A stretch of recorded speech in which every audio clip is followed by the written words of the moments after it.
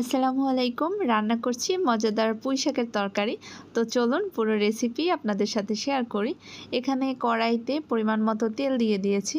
এরপরে ছোট চিংড়ি আর যে মশলাগুলো ব্যবহার করব সেগুলো দিয়ে দিচ্ছি। আমি কিন্তু শাকসবজিতে অতিরিক্ত মশলা ব্যবহার করি না। একদম সাদা মাটাভাবে রান্না করি। এতে করেই আমার কাছে শাক রান্নার ভালো লাগে। তো এখানে পরিমাণ মতো পেঁয়াজ কুচি, রসুন কুচি আর কাঁচামরিচ অ্যাড করে দিয়েছি। খানিকক্ষণ নাড়াচাড়া করার পর এখানে আমি হলুদের গুঁড়া এবং লবণ অ্যাড করে দিয়েছি। তো এখন খানিকক্ষণ মশলাটা কষিয়ে নেব। আর এই পানিটা না টানা পর্যন্ত আমি ঢেকে মশলাটা ভালোভাবে কষিয়ে নেব। এখানে কিন্তু আমি সরিষার তেল অ্যাড করেছিলাম। মশলাটা ভালোভাবে কষানোর পর এখানে আমি আলু এবং পুঁইশাকের ডাঁটাগুলো দিয়ে দিয়েছি।